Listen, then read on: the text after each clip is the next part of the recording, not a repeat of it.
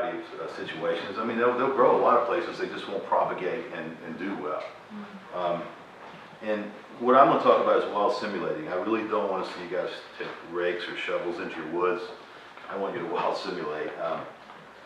And before I get into collecting seed, I'll show you, this picture was taken middle of April. And this is a wild ramp patch, and it almost looks like a monoculture. And but these ramp seeds, this patch is 20 years old. I started with, we'll say, a shot glass of ramp seed, from collecting wild seed. And here's a picture taken 3 days ago. And if you look, this is all native biodiversity. So you don't need to go in and weed your forest to grow ramps. Ramps will grow in really great biodiversity. So I've got ginseng and cohosh and goldenseal. This is just full of native plants. And they're native, and you can see the ramps are starting to die back here. This is just a couple days ago. So you don't need to tear up the ground. And one reason you don't want to tear up the ground is because bringing invasives. I really hate when I go in the woods and I see these guys have dug these pits all over the woods and there's holes in the ground. To me, it's like throwing trash out. I mean, they should have healed those holes a little bit. They're just inviting invasive plants. I have done some transplanting of ramps before I get into seeds. We'll maybe go into that just a little bit. I'm going to try to dig some ramps next week. And this is the absolute worst time of year to dig ramps. This is ahead of a road building job. I'm going to try to bring these ramps in and save them. But yeah, I think if you are going to transplant ramps, I really recommend doing it in the fall of the year. I mean, that's when the ramp is going. Right now they're putting the seed up. This is the balloon getting ready to form a little umbel that will have seed in it. And ramps are a hermaphrodite plant. They've got both sexes, but they're also pollinated by insects. So they're an insect pollinated plant. They need help to do it. The wild ramp seed, I think in the wild, 10% of the seed, I'm not an expert, I'm not a biologist, but I think only 10% at best make it in the wild. And what I want you to do is go gather ramp seed and help them out a little bit. I guess I could get right into gathering the seed. The way I gather the seed is in late September, early fall. You want to collect the seed before winter starts knocking the seeds out of the umbel. I'll go along with just a plastic bag and I'll just gather the stem and chaff and all, and I'll stuff that plastic bread bag full of chaff and whatnot. I'll go home and I'll throw it in a big bowl and I'll dry it out for a couple of days and I'll thrash it in my hands to get the seed out. And then you'll have a little pile of, in the bottom layer, you clean that top layer off, you have a little thing of seeds. And this patch here was started with a whiskey shot glass full of seeds 20 years ago. And the only way I've been harvesting this patch is just by leaf harvest, which is hard because I have cultural experiences of digging ramps and eating them my whole life. So it's hard to change that, but when we know better, we should do better. And ramps are, one of the reasons I want you guys to propagate ramps, they're really impaired with wild patches, we know that. So I gathered these seed and I went up on this hillside, which is full of biodiversity and whatnot, but in the fall of the year, this has all died back a little bit. Man, I didn't take a rake, I didn't take tools or anything. I would take my toe and I'd take just a few leaves back, just about barely. And sometimes that time of year, there are bare spots anyhow in the soil. And I would do a pinch of leaves because the ramps grow in a clump. They evolve with those umbels falling down and growing in clumps. I put a pinch of those seeds in the ground and I just tapped them with my toe. And almost all my ramps were a double dormant seed. I didn't get propagation hardly at all the first year. In the second year, they did come. What does a ramp look like after the first year? I had a first year plant and I can't find it. It's a little blade of grass, man. You're gonna plant 1,000 seeds. You're gonna go up there 2 years later. And you're gonna go, gosh, man, there might be one here and one there. Give them a chance. They're hiding under the leaves. They're very small the first year. Second year, they're pretty small. And yeah, and I guess I could just jump off here and say how many years I think it's going to take you to establish a patch like this. You can grow ginseng faster than you can grow a patch of ramps. But the nice thing about this patch of ramps, once I establish it, your ginseng plant's mature, you'll sell it. This patch of ramps is sustainable for years and years. I mean, these are second-year plants. Second-year plants, yeah. That's 2 leaves. Some of them 2 leaf by then, maybe. Some are still 1 leaf. I mean, they have 1 leaf. Yeah, 1 leaf, 2 years. Yeah, so an inch or two. Yeah, so if you're planting these wild seed, it's 2 years before they come up, and you go up there, you're not going to harvest ramps. I mean, and then it's 2 or 3 years, you'll see 2 leaf ramps, and you'll start to get some 3. I think it's minimum 8 years before you have a ramp seed producing more seed, and then you don't want to start harvesting because you just started the process. So it's a long process. I mean, I compare it to I mean, if you buy a semi-dwarf apple tree at the nursery and you plant it, you know, you're 15 years out for apples, and you got apples for 15 years, and then you got firewood, you know, so, but here's a 20-year impact. Some of my patches are 30. Here's a 20-year patch that's only about a third of this patch, and it's sustainable from now on, harvest right. We feel kind of entitled. I mean, these guys, you know, when we were talking about agro-tourism here a minute ago, she was mentioning ramps, but ramps are not agro-tourism really. I mean, they're wild, and we're just depleting wild patches for money. So we know better, we should do better. So I was talking about gathering the seed, bring them home, dry them out a little bit, go up and rake the few leaves back, and just put you a pinch. And I'm saying 20 ramp seeds per pinch. You're probably going to get 7 or 8 ramps out of that. And then I think these ramps really like to grow in clumps. Some of these impaired patches in the wild have individual ramps growing a foot or 2 apart. They're big stock, they're big old ramps, 3-leaf ramps, and they don't seem to seed produce like the ones growing in the clump. The ones growing in the clump is generally the center ramps that I see producing seed. So you plant your seed, you put your leaves back, and then you wait a few years. You don't do anything, and you don't bring invasives in by not disturbing the soil. And if you've got a healthy site, mature second growth forest is what I have with the northeast face. I got poplars and the maples, which is like a prime site, and companion plants. If you're going to look on your site to plant your seed, companion plants. I mean, if you got only a western facing slope, there's microenvironments on that. I mean, there's elevation changes or slope changes in that western slope, and you'll see those little pockets of micro growth. All the other loving plants of the same thing will be hugging in those little pockets. So don't despair. And I got a really good ramp patch going in the county seat downtown under a few trees in the guy's yard. I mean, he's got an apple tree and a mulberry tree, and his ramps are propagating good. I think leaves are the key. Personally, I think that you might plant ramps out in this field. They might come back up, but they're probably not going to propagate seed, and if they do, the seed probably won't survive. The way I look at leaves, the oak leaves are pretty slow to rot, but if you go in the forest right now, you're looking at year-old leaves, and you can see this is a black gum or a dogwood leaf. That's the 1-year layer, and I think there's 3 layers. The second layer down are the 2-year leaves, and they're kind of broken up a little bit. And where that ramp seed needs to go, and this is where not many of them propagate, is the lower level. It's turning into compost. That's the premier real estate, man. That's where the microbiotic community is living, and that's where that seed needs to go, and it likes to touch that soil. So in the wild, I think only about 10% of the seeds make it in the wild. So when you go gather your seed, you're going to improve your percentage. And I'm hoping I'm getting 30 or 40% is what I'm guessing. It's no scientific studies. And when I'm in that wild patch, just respectfully, man, when you're gathering those seed, you want to help that wild patch out. I mean, it's hard work, the hardest work you'll do. This was only about 15, 20 minutes of seed planting. And I just sat in my bedroom window and watched this patch develop, you know. But when you're in these wild patches, they're so impaired, man, they're hurt. You gotta be respectful. Take a few of those seeds and replant them yourself there to help their viability and help them come up. So you can almost eat your cake and have it too if you plant a few of those wild seeds before you leave that patch. Yeah, I mean, we got the white and red ramp. But one of the things I really want to promote and talk about is this. I don't think you need to cultivate, man. I really don't think you need to take your shovels and rakes and put these seeds. I think it's so simple. You just clear a spot to the dirt, put the seed on the dirt, and press them in. And don't go in. This is cohosh. This is goldenseal, ginseng. It's really, really diverse community of plants right here. And as you can see, this was 4 weeks earlier. It just looked like the monoculture of ramps. So you don't need to take away your forest to plant your ramps. You can propagate ramps a little bit faster if you move the plants.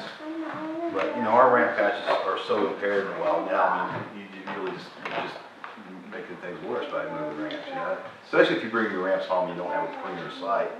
You're helping destroy these impaired patches and not even really helping that much.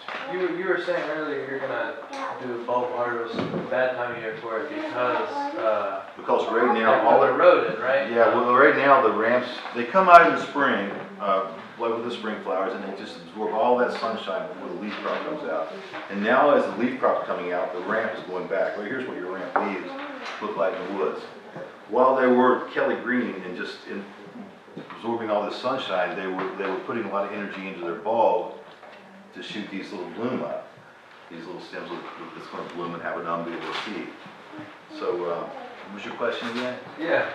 So what have you had success when you're transplanting bulbs like that? Like you said, you're gonna have to. I mean, even in the bad time of year, man, they're pretty resilient. If you put them in a good, moist, well-drained site, they're gonna look awkward the first year they come back. They're not even gonna be standing, and they're not gonna look natural. They're shocked. The fall is the absolute best time if you're gonna transplant plants. I'm doing this because they're gonna be destroyed. This is not just a skid row, this is a haul road they're building. Yeah. And as soon as I can find the exact line, I'm gonna tear into it. And this patch right here, most of my ramps, I have about an acre of ramps that come from probably 25 or 30 wild patches in West Virginia. Most of them were started from seed around 30 years ago. But this patch here was from another commercial site that I dug the ramps. And these ramps are here, have been in this site for about 5-6 years. And they've recouped, man, they're producing a lot of seed. And it's a flat slope, it's not a facing slope. It's very moist, but it's fairly well drained too. So these ramps are starting to fill in between. The thing about not digging ramps very quickly, I mean, it sounds like 30 years is a long time compared to eating ginseng, but once you establish the patch, like I said, it's not like an apple tree. Your patch is going to be there forever if you sustainably harvest from it, you know. And I'm guilty, man. I like to dig the ramps and eat them, but that was our culture, and that's what we grew up with. I think we really need to change the mindset to harvest just the leaves. In this photo right here, there's not much that really bothers ramps. I mean, deer won't bother your patch. They're not a threat to your patch. Now, bear and turkey love ramps, and they'll just graze the heck out of them, but it doesn't hurt the patch. I mean, right here's a leaf, if you can see, it's been ate off, and it's probably been a turkey. And they generally just snap the top half of the leaf. So we can learn a lot about sustainable harvesting because they've lived in harmony with these ramps their whole life. And yeah. I have to look at my notes and put my glasses on to do it. I think it's really important to learn everything about your ramps in the life of a ramp year round. I mean, most people only know ramps in Appalachia in the spring season, which we call the ramp season. But if you learn what the ramps are doing year round, you'll have a better chance of wild simulating. You know what they want and they need. And I think that, you know, I really encourage you to try to plant some ramps, even if your sites aren't perfect. They may be a little slower, a little less germination. I have very good sites. I kind of rate sites from 1 to 10. And most of it is northeast facing with you know, the right timber and the companion plants. But you'll see the companion plants. I mean, it's the cohoshes, it's the solomonsseals, and there's those rich soil-loving northeast facing hillsides, and those places show up. And even on my northeast facing hillsides, I'll have pockets that aren't good because there's a different slope variation, and you can find just the opposite on western slopes to put them in. I don't know what else I have to say here. I think that we should, you know, I personally have lobbied, and I'm not very popular for it. The Forest Service, the ramps in our U.S. Forest Service have been pretty much depleted. I mean, they're really impaired, and I actually lobbied for a 10-year moratorium, and that wasn't very popular. I mean, I would compromise if they would just harvest the leaf. These big ramp dinners and the roadside vendors have, you know, really put a hurt on it, and population and the habitat loss haven't helped a bit. So yeah, I think the main thing is don't disturb your soil, you know, don't put those leaves back. Because if you rake a big area of leaves off, they're not going to stay. You can put them back on there, but they're not going to stay. They did Mother Nature lay them down, interlock them. If you rake leaves off, you're going to have those 3 layers that I talked about mixed up, and the first wind comes along, it's going to blow them off. I mean, you cannot put those leaves back and make them stay. So you really want to, and the leaves are so important. I mean, you can grow ramps in other environments, but they evolve with leaves, man. They want to live under those leaves, and that's where they thrive. You ever tried to get them before everything's fallen? Yeah, I tried to plant my ramp seeds just before the fall leaf crop comes down. So I'll harvest them. I mean, I've harvested ramp seeds once in December. They vary from patch to patch, whether hailstorms hit this or a lot of the by mid-October, I'd say a few of the seeds are starting to fall out on their own. So you're losing seeds if you harvest, you know, after that. But they are viable. You know, you can dig ramps in the winter to eat by finding them from these old stems standing up. You know, yeah. But I think it's important to get them. Now, I don't find much predator damage. I've never seen mice chewing these off to get the seed pods down. I don't see any rodent damage in my patches. I'm not sure, and I don't see patches moving by animals eating the seeds and moving them. I think it's just, they move 8 inches a year when this stem falls over. The first ramp patch I ever planted, I was like, went to the head of a little drain, and I thought, well, you know, I'm gonna plant it way at the head up here, or almost the head. I thought, well, when I'm 80 or 90 years old, I won't have to climb the hill. They'll all be right down, they'll come down. And lo and behold, for like 4 years, those ramps moved uphill. The stem fell every year uphill. And then all of a sudden, I don't know why, but they started butterflying, winging around, and then finally started coming back down the hill. So they don't always move the way you want them to move. I think the main thing with ramps, you just have to be patient and have the mindset that it takes some years. You know, you grow ginseng, and this is a longer endeavor than growing a mature ginseng plant, honestly, to establish a patch. So, and that's why the wild ramp patches are so slow to propagate, which once seemed, you know, they used to seem inexhaustible because there was just these massive patches in Appalachia, and they're, like I said, they're really fragmented. You know, from in my time, you know, back in the 20th century, where I'm from, there was a lot of ramps and really big patches. And I think that habitat loss is a big thing. But ramps can grow, man. I think everybody should be growing a patch of ramps. I really do. If you like to eat ramps, I mean, I think that's the respectful thing to do and save our wild patches. And yeah. So if we want to grow ramps, do we have to go out and hand harvest the seed ourselves? Where are we going to get seeds? Do you get extra? I mean, I gather out of wild patches. I really like the property close to my home is owned by a big corporate company called Weyerhaeuser, and they're pretty aggressive with cutting their forests. So I really try to keep a finger on the pulse of where they're going to do these 40-acre clear cuts, because there's desertification. I have no moral qualms about gathering seed pretty heavily in these areas that I know are going to be destroyed anyhow, or somewhat destroyed. Some ramps will survive in that, but it doesn't, you know, the regenerative basis when they do all that. But I don't know the law on gathering seed in the national forest. I mean, they did grant seed, but I think there is some limitations now in U.S. Forest Service have a thing out that you can dig only so many pounds. I know in the western North Carolina education, they're trying to say, hey, you know, we're wiping these ramps out. In the Great Smoky Mountain National Park, it's illegal to dig ramps, and they have pretty strict fines for it now. They're really trying to discourage people. People feel entitled. I mean, like you grow up in a culture and you've dug ramps for generations, and I understand that because I did that, you know.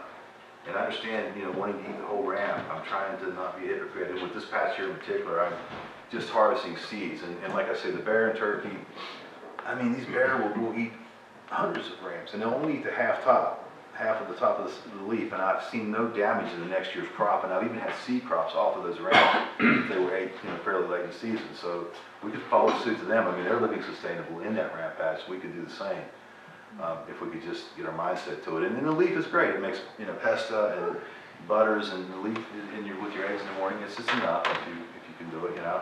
But I still dig a few ramps. We have a little annual plant feed with my family, and they're very traditional. They want the whole thing. But So yeah. you just directly opposed to eating the whole plant?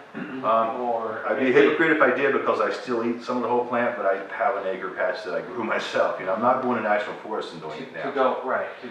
Yeah. But you're not go clear. I think if you go in there respectfully, I mean, there is some remote patches. I mean, I really don't know where that's at right now, because there is merely a small fraction of the ramps that were here 50, 75 years ago, and I don't know where that's going to go, because, you know, Asheville's paying $15 a pound this spring for ramps, and these guys can go into the remote wilderness area, Slick Rock Wilderness down on Nantahala, and they can dig 75-pound backpack of ramps, and they can make a lot of money and have it in their pocket by noon, you know.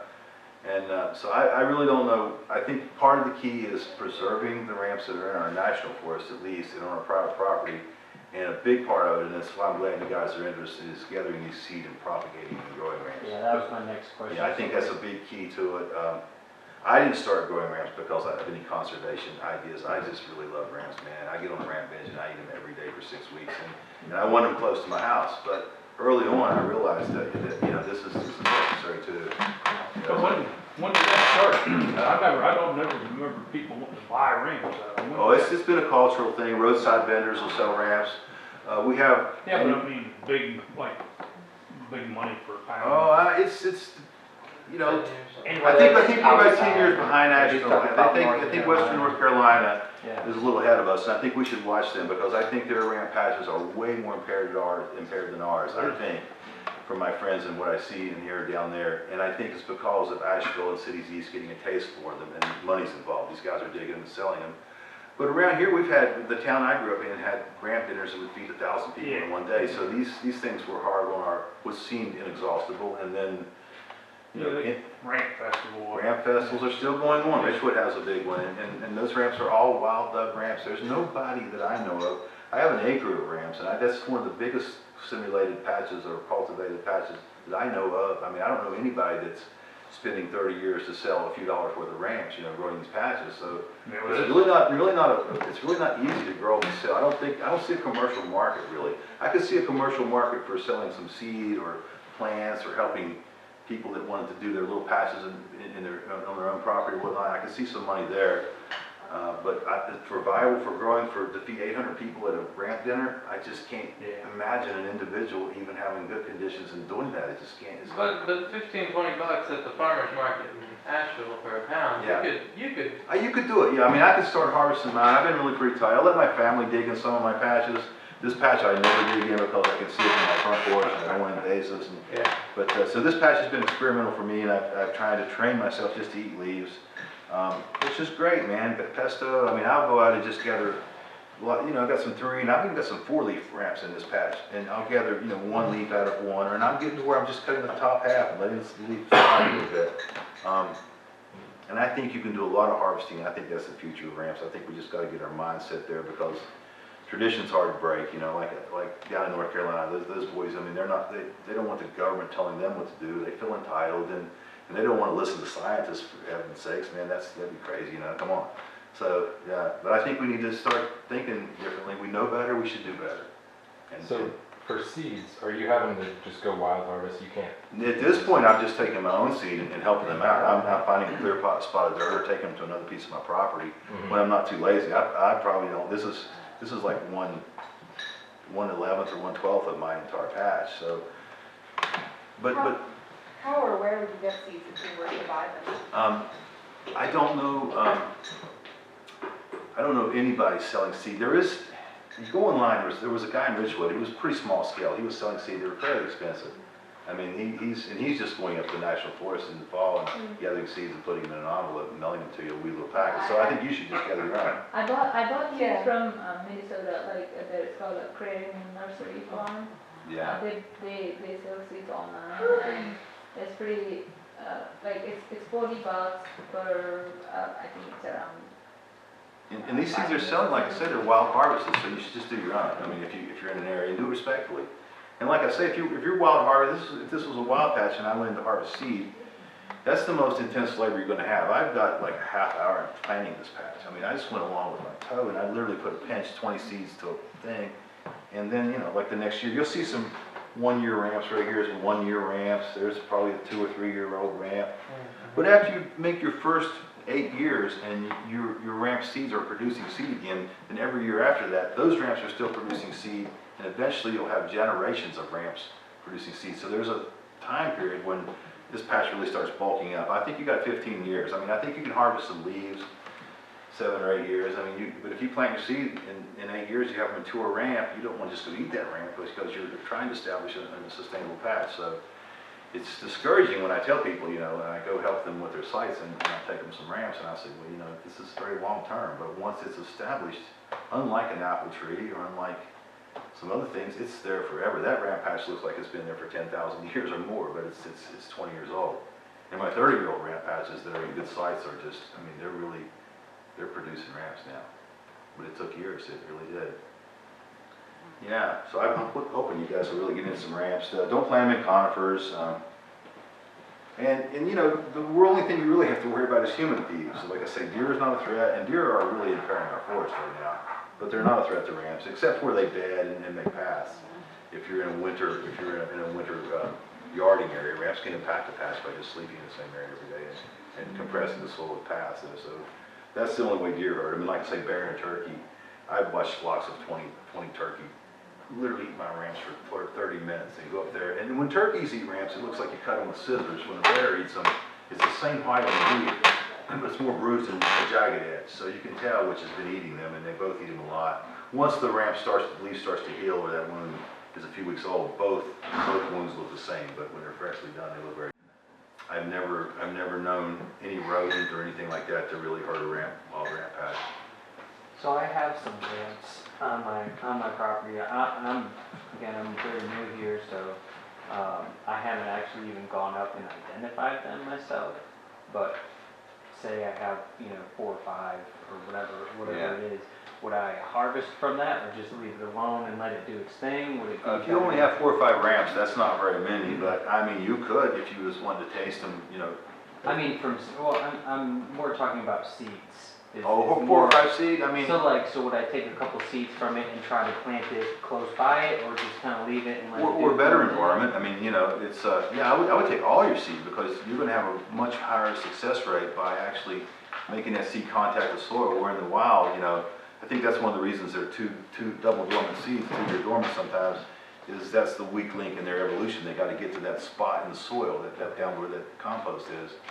But if it was my ramps and on my property and I only had a few ramps, I would harvest every single seed and try to help them out. And maybe find another. Yeah. Another In the fall of the year, you're going to have bare spots anyhow. I mean, there's not that many leaves in the woods, but if you do rake, man, put it back. I mean, we have the Cranberry Wilderness area right here, which is the largest wilderness area east of Mississippi, and there's a lot of edge because of the highway goes beside it, and there's just a lot of edge everywhere. But anywhere along that highway, which is pretty pristine second growth forest, which is pretty good about stopping invasive plants, but where these big ramp patches are dug out, there's multiple rows growing in mature forest because of opening the soil. I just cringe when I see people go in and dig ramps and not fill that hole back in.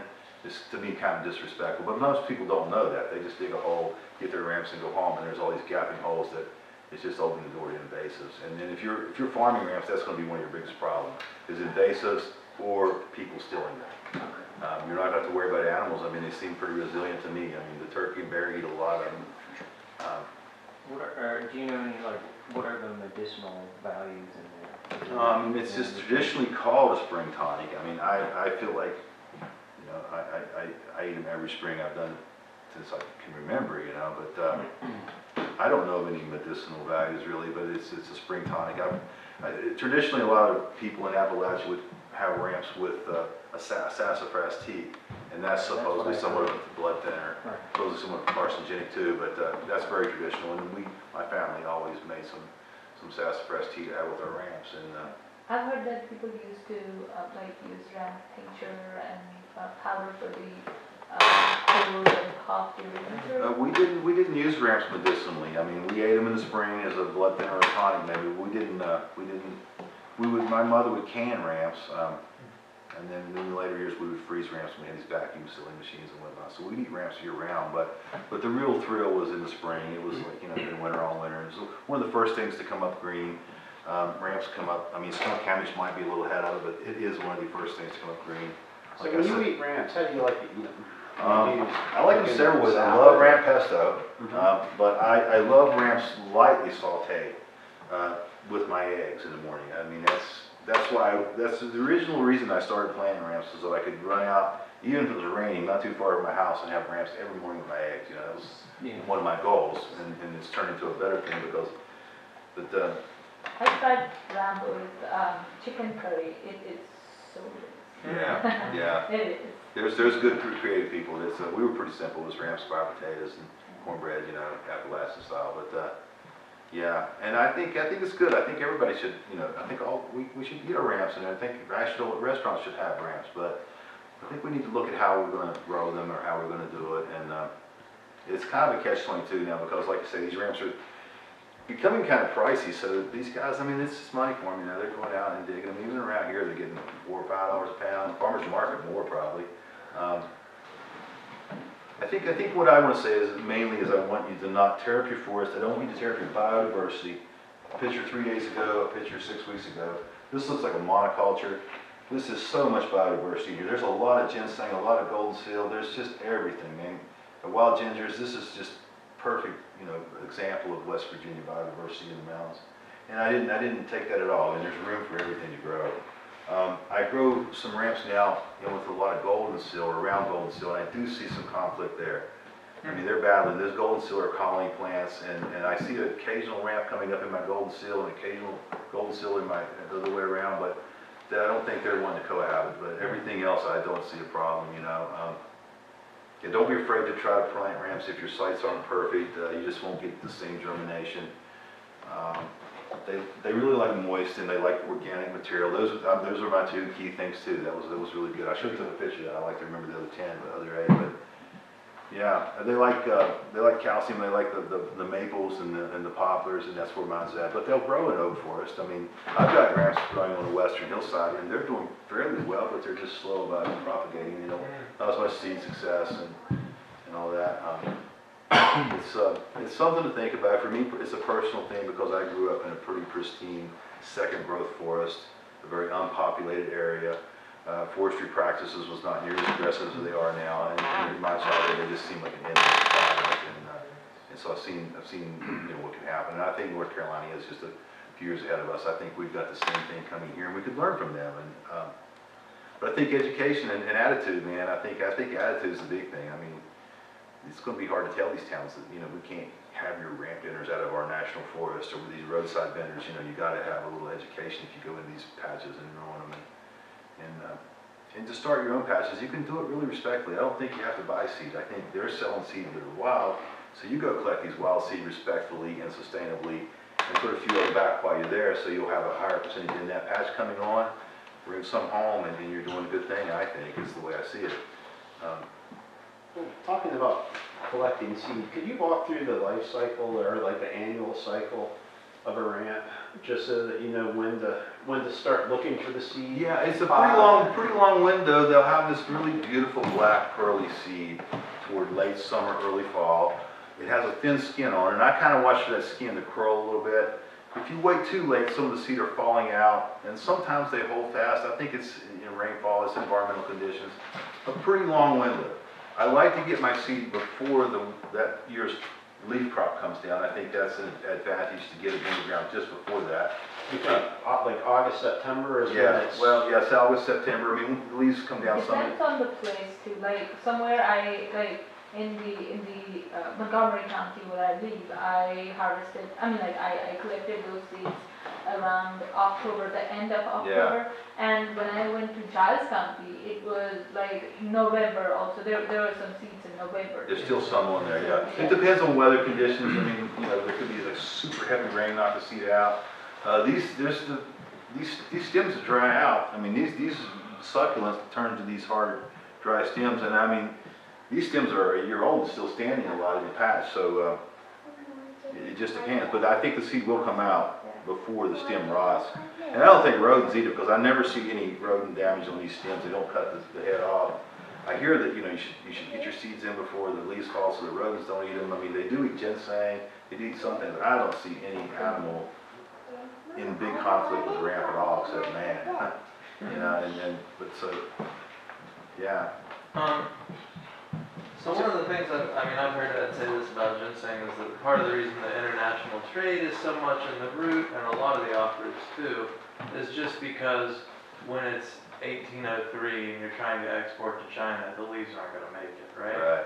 So I'm thinking even if I have, maybe let's say I'm really ambitious and I have a 12-acre ramp patch that I have, and I'm trying to supply the North Carolina market, but I'm only wanting to send the leaves.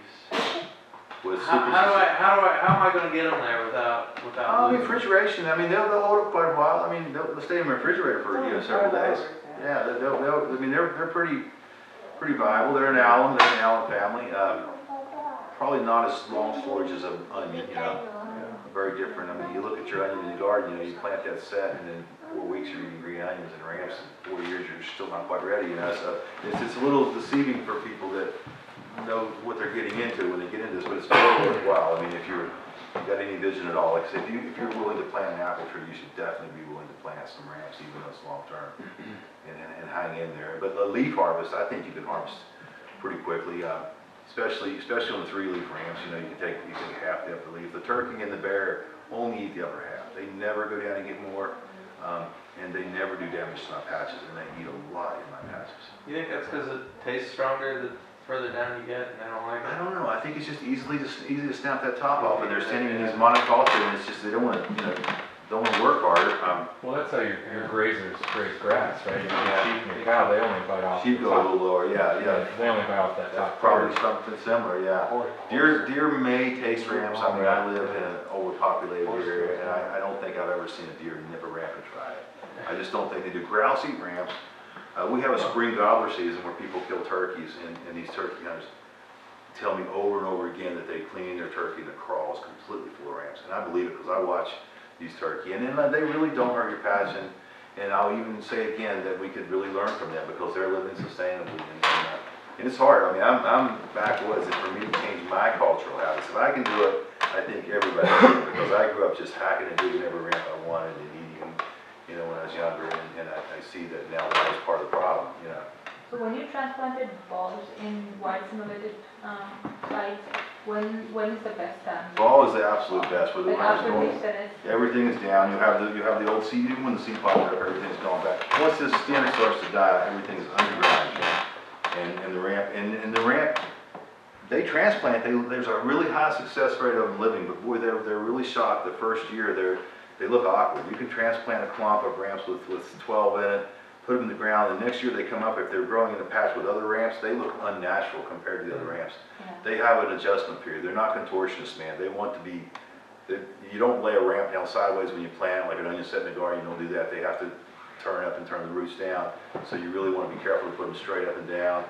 But I think I've seen ramps that I could distinguish that were shocked for 2 years, and they don't produce as many seed. A lot of people will dig these clumps of ramps and they'll take them home. And I've got a friend that's doing this, and we're kind of experimenting with each other. They'll break them up and plant a ramp here and a ramp here and a ramp here.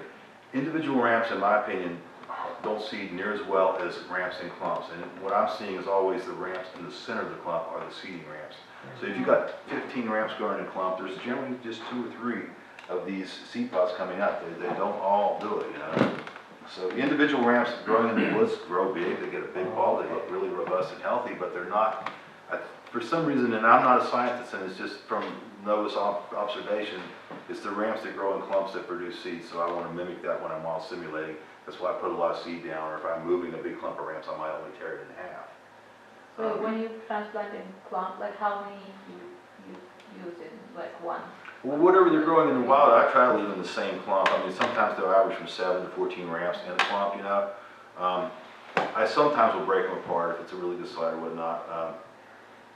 So you usually, like if you had some ramp plants, would you plant 4, 5, 6, Yeah, 7, even if 8 you buy a bag balls? of ramps from the roadside guy that you don't know which clump they come out of, Right. I still clump them back together. These ramps love to grow in a colony, man. They'll grow great individually. Right, but they're not going to No, necessarily on Facebook seed. this year, man, I kept seeing post after post after post of everybody showing off their ramp patch, and it was individual ramps growing here and there, and they didn't know, but they had a very impaired patch that was dug out. They were showing their wild patch they had found. They were like Christopher Columbus. They thought they found that wild ramp patch, but it was a really impaired dug out ramp patch. If you're in a healthy wild ramp patch, you're seeing big clumps of ramps, not just little ramps, and you're seeing ramps of several generations, like right here in this area, there's like 5 or 6 different ages of ramps just right there.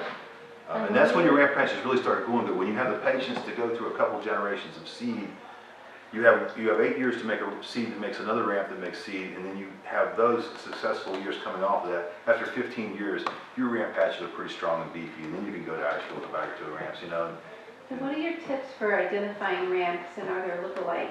Well, the lily of the valley is a look-alike, but just take a leaf and smell it, man, and it's done. It's real easy. Yeah, there's I mean, there is some wild onion and garlic that grows out there. Normally not the same habitat. Ramps grow in a forest. I think they prefer larger trees. I think ventilation is not really looked at as much as people should look at. They like the early spring sun, and when they're seeding, they like the shade. It's fine. Conifers are out, man. They just won't grow their conifers. I have friends that try to grow ramps under blueberry patches and things like that, but I don't think they're getting the proper ventilation. Those ramps seem to not really like it. I think they need open air. Like ginseng loves mature timber way more than it'll grow and brush and thrive, but it likes that mature timber for ventilation. So And maybe. just to add on that, I'm sorry, Okay, go ahead. you're good. Just to add on that, they wanted to grow in clump. Like when I transplanted individual rams, like in third year of their like transplantation, they divided their bulbs like Yeah. into three, like maximum. I found three bulb, like three stems The coming rhizome from one Yeah. root. You know, they'll so- propagate that way also, but Yeah. don't count on just planting. I mean, I think, for all practical purposes, it gives the other seed, but yeah, they'll propagate that way themselves. That's why I think they like to grow in clumps, man. I don't think they like to be out there by themselves, but that's just my observation. Now, this I think has got to be just sort of old, folklore or whatever. But I've heard that if you can get a clump where they're sharing a rhizome, the old timers would say break one off, right? Take that bulb with you, and then next year there's going to be more coming out that way. There's You're some helping the patch grow if you take. I think there's some science behind that. There's harvesting methods that people say you can even get some of the bulb, go underground and cut a little bit, Yeah. or cut a small percentage in that clump, and you maybe, you've got a year or two recovery, but you can still eat some ramps. Yeah, there's probably good science behind that. I mean, and I don't know where more myth meets reality on this cleaning of ramps, where people cut the roots off and replant them. I think they've done taken so much away. I think what they're getting is seeds a lot of times that are in that root, in that dirt. Yeah. But I mean, I still do it. I mean, this is, if I'm going to get 2 ramps out of my cleanings, I'm going to do it, and you compost it too. But yeah, I think there's some truth to that. I think harvesting, we need to just have scientists tell us how to harvest and believe in science and learn and change our culture. I think that we maybe could eat some of these ramps whole, too. Yeah. I haven't tried, but I have like one of my professor, he's working with rams, and he did that, like harvest the bulbs, like did not disturb the roots, Right. like just cut the roots and put it in the ground, and remaining he used that. So, and he said that these will come up within probably, they took 3 Was he years. digging the whole ramp out and then cutting the root off and putting the root back, or? He tried that method too, and he said that some of them came up within like 2-3 years. Yeah, it'd be pretty slow. Yeah, that's why I was like, then probably seed germination would be faster. Yeah. And I would wonder if you're cutting the root, if you're also inviting like pathogens that could Exactly. create problems in your.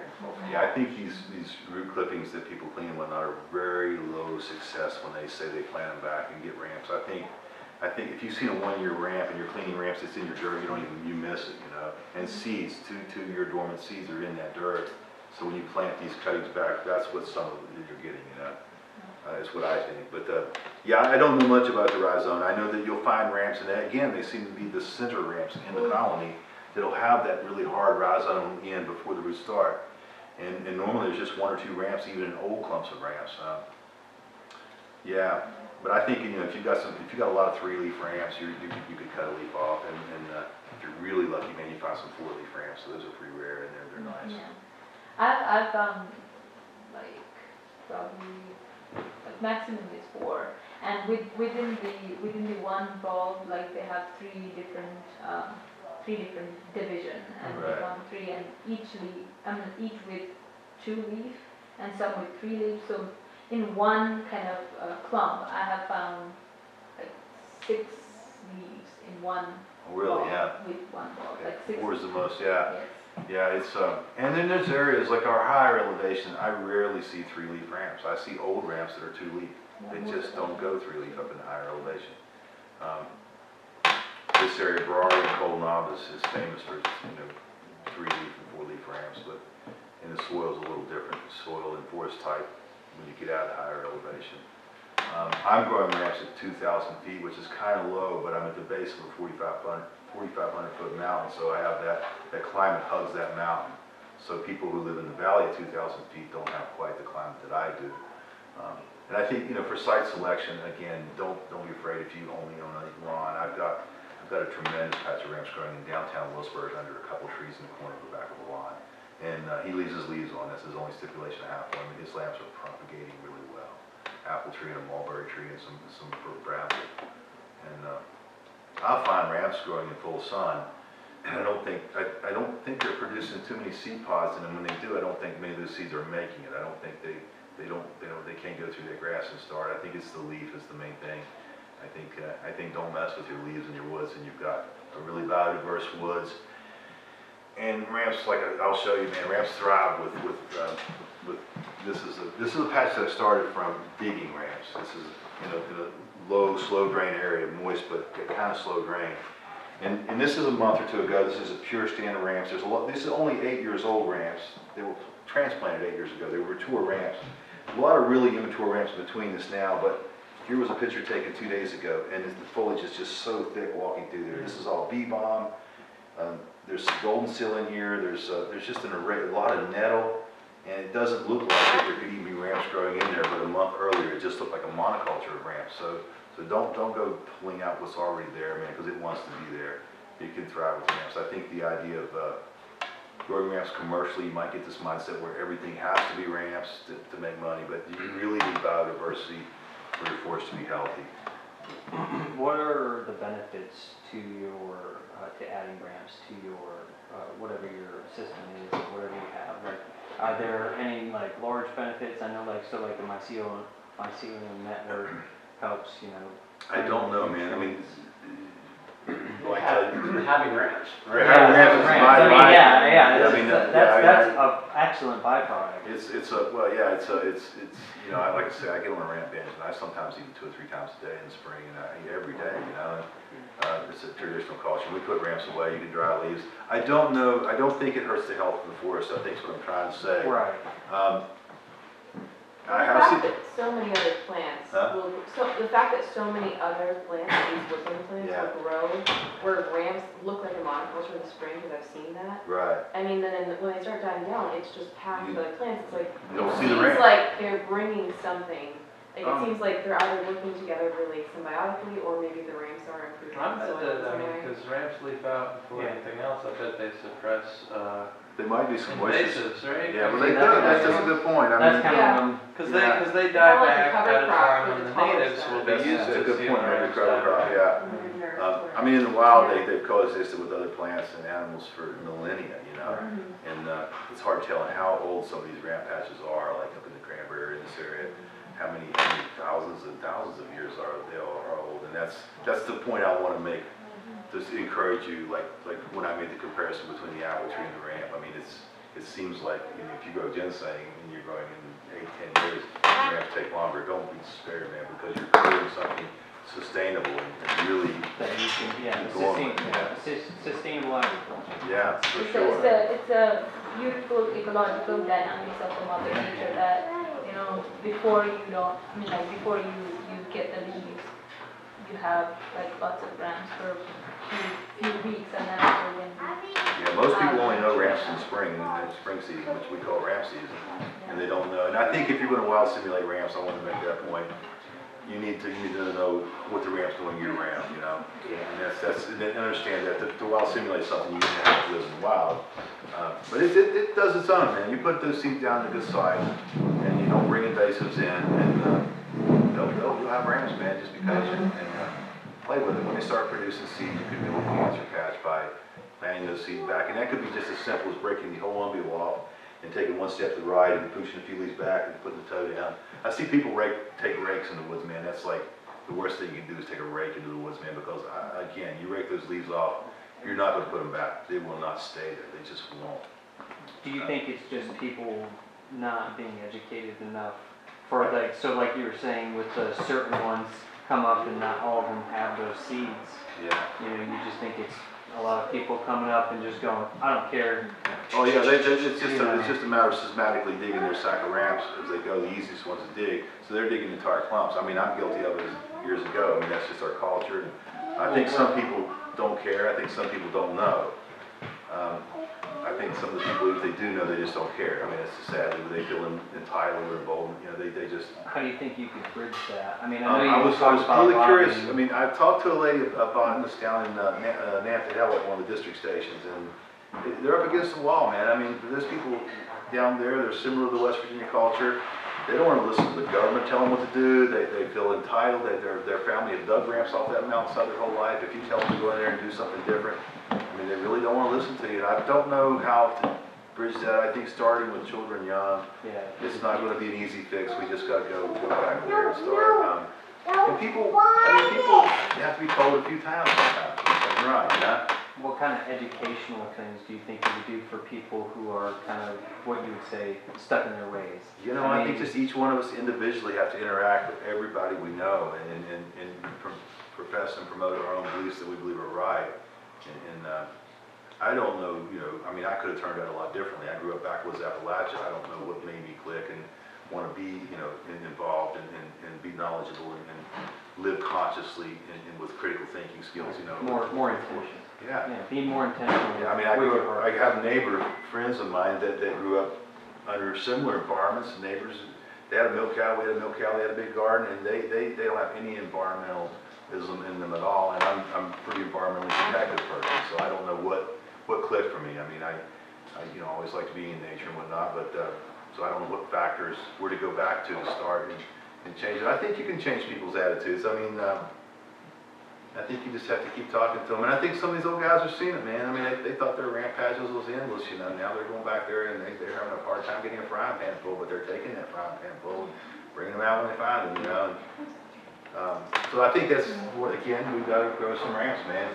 You got to see how Summersville, man. Start a big ramp patch. And I don't know the National Forest regulations, but as far as buying seed, you're buying seed that was probably harvested wild anyhow. So I think maybe you go in and get your own. I don't know the rules and regulations. I know you can dig around in the National Forest, so I think you can probably harvest seed too. If we're looking to harvest seed, in order to plant, like what are we looking for? In the fall of the year, you're looking for these stems that are dead, and they're going to have little black, pearly, just beautiful seeds in them with the skin starting to get loose. So if you the best way to locate a ramp patch is early spring when it's just Kelly green. Okay. And remember that location. But if you're just out rambling through the woods, you'll find ramp patches, and they're going to be some of the vegetation that got so thick during summer is going to be start to go back. But you're going to have to be in a ramp patch, and you're going to have to know what these look like. And then that's kind of labor intense. I told you it took me a half hour to plant that patch. To get that little shot glass of seeds was probably 2 or 3 hours of either bending over on my knees. You guys might improve on my method, but it's kind of, I like really steep hillsides, so I don't have to bend over so far, but to get lamps, but yeah. So to find them in the first place, are we looking like do they grow in the wild the way we're talking about it, like the northeast slopes, the we're pretty consistent. At her sites here, you can, if you're a ginsenger or you know those sites that those plants hug in, like when we walked earlier this morning, the northeast hillside, we've seen all those plants, and then when it faded out, there were these little pockets that those plants grew into. If you find, I mean, I don't really know how to tell you to find a wild patch. It's going to be a little bit harder when I just walk into the woods and find it because there's not much to see. Right. So you may have to pay your dues in next spring find a wild patch. But get out there, ask somebody what a ramp patch is, or find somebody like me. I'm helping like 5 people start ramp patches right now. Really? I think my patch is pretty strong for me and my family and my neighbors, and I'm sharing some seed right now. Okay. But, I also have access to like a really, really gigantic wild ramp patch, and I'm not from to collect seeds. yeah. So if y'all want to get my contact info too, Yeah. I'm happy to help you And out. when you go in these patches, I mean, you can eat your cake and have it too, man. That patch can thrive after you leave. Like I say, in the wild, I'm guessing only 10% in the wild do it, is my guess. I mean, I got like around 20% of the seed germination with what I've had, what some of the sites I did. But they were pretty, like you said, when I like break the leaf off to put the seeds on, and I did put back those leaves. Yeah. Otherwise, my seeds would not. Yeah, even when I break this, when I do 15 or 20 seeds, I break a spot this big. I mean, I literally. So you're just doing really small. Oh, you don't want to rake it off because it'll blow. I mean, small. some of my earlier patches, I went up there with a rake. 30 years ago, 30 plus years ago, I went up there with a rake, and I just broadcast seed and I rake the leaves back on. And I had these grassy looking leaf ramp areas, but they didn't grow in clumps and they didn't produce seed in 5 or 6 years, 7 like they should have. So I kind of learned as I went along, but yeah, I think when you go harvest your ramps, you can leave there feeling really good because while you're there, spend another 5 minutes and take some of those umbels off and replant them and make their propagation rate higher, so you're leaving your ramp patch almost as good as when you went in there. And that's one of the things. When I collected ramp seeds from my local ramp patch, what I did was, it's kind of funny.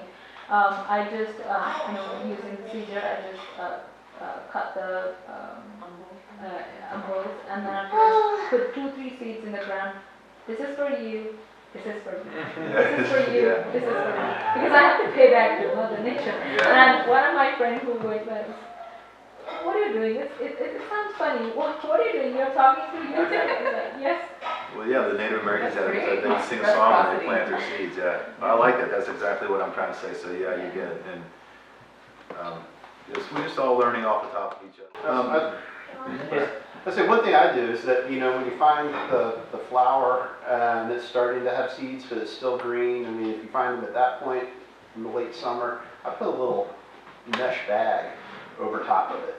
And it helps locate it, you know, I mean, they sell them for wedding stuff, and it's just a tiny little mesh thing that's got a drawstring on it. Put that over the seed head, and it'll help collect all of them. And then when it finally goes, it starts to senesce and the stem turns brown, you know, then I come along and I just collect all those little bags. You want to be careful though you want to make sure they were pollinated before you put that on there. Yeah, after it's already, the flowers. They're hermaphrodites, they got both sexes, but they're insect pollinated. And what I see is a little native fly and bumblebees. Bumblebees absolutely love ramp bloom, man. There'll be these big bumblebees and these things will be going that way, they'll be on them, you know. But here's a white ramp and a red ramp, and the red ramp is way more common than white ramp.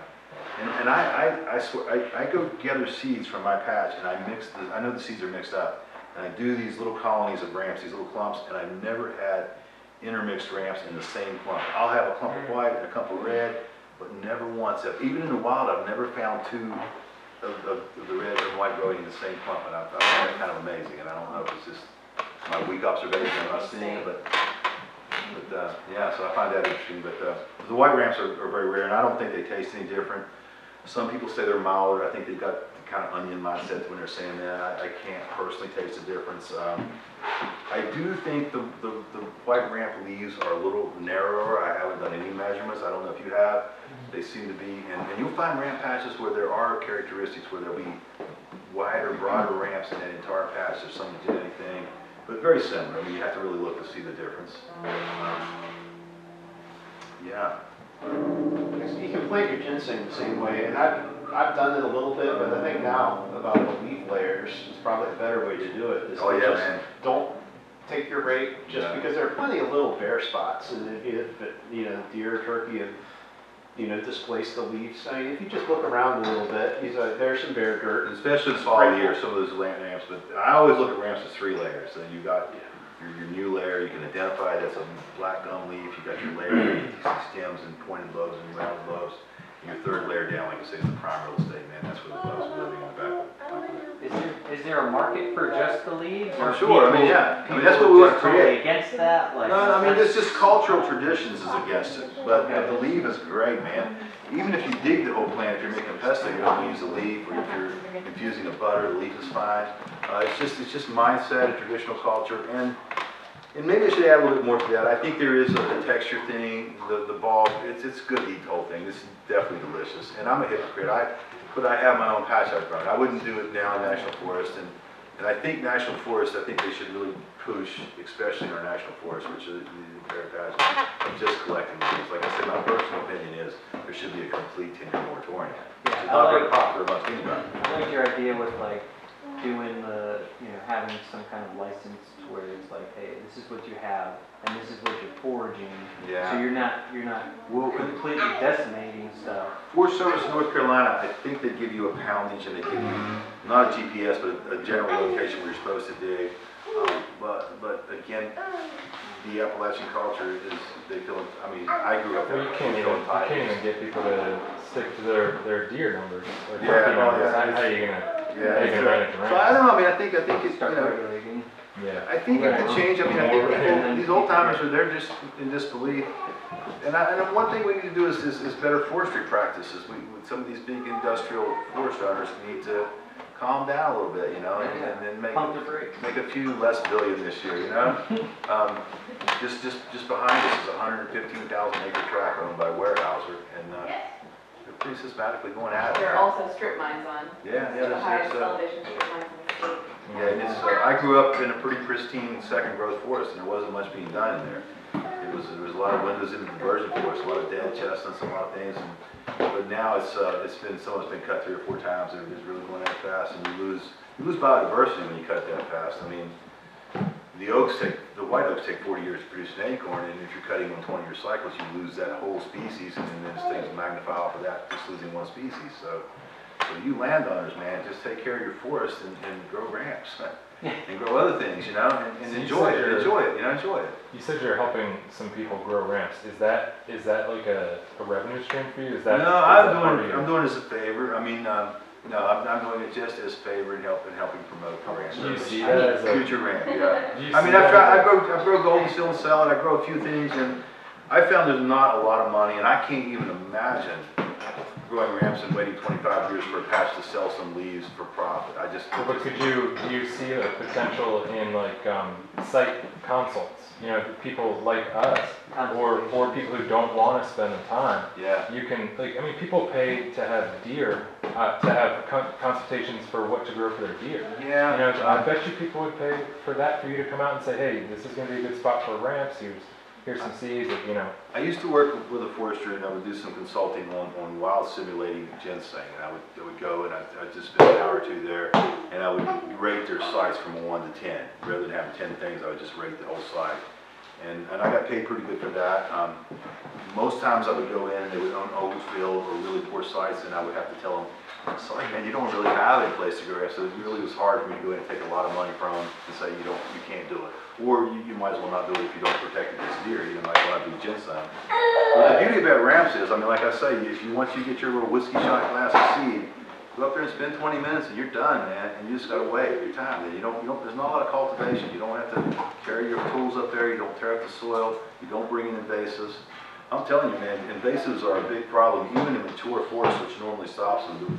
The scenic highway, that edge, they're going in a quarter mile digging these ramp patches out. I'm finding Japanese barberry, I'm finding in multiple rows, hardly any Russian olive in there. I don't know, this doesn't seem to be going in.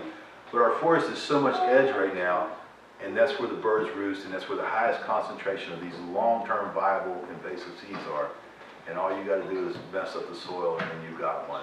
Is there a way to go back? To go back? If you had, my property is 80%? Yeah. 80% invasive. How do we? Yeah. Management, right? Be realistic on the spot you're going to save, man. I've got an old farm too that I can't keep up, you know.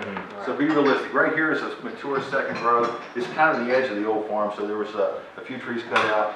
Mature second growth normally doesn't have a lot of invasive. There's a lot of viable seed laying there, invasive, that you disturb the soil. And that's a long life seed. So if you have a spot, I mean, where my family had dug ramps, I'm going in as early as I can, digging these invasives up. When they're this size, here's Japanese barberry, here's autumn olive, and here's multiple rows. And when a multiple rows is that size, in wet weather, you can just reach down and pull it up. But you got to be diligent, man. If you skip a year or two, you got to get your tractor for the nylon strapping and get it out. You know, it's a tough one, man. I mean, invasives are tough. That's why we need to protect our forest. A healthy forest will fight invasives. You know, disturbed ground won't. I mean, if it's a young forest, keep it healthy. And I know you got invasives, man. I got them all over my property too. Yeah. The second growth forest is beautiful in the hike out here today. I see hardly anything on that. There's old big second growth trees, you know, and the drier sites. I mean, I've seen a little bit of multiple rows out there. I'm sure they're working on it. But yeah, it's a challenge, man. Like I say, invasives and human people stealing your ramps are the two biggest challenges. Everything else is pretty easy to find. And don't worry if you see turkey in there, they can eat them all because they're not hurting bad. Wouldn't mind a few more turkeys. Sir, wouldn't mind a few more turkeys in there. Yeah, it's amazing how much biodiversity our Appalachian forest carries. I mean, just travel across the country, man. Go into the Rockies. There's only a few species of trees and not that many plants, and you just don't realize how wonderful it is here until you see some of the rest of the world, you know. And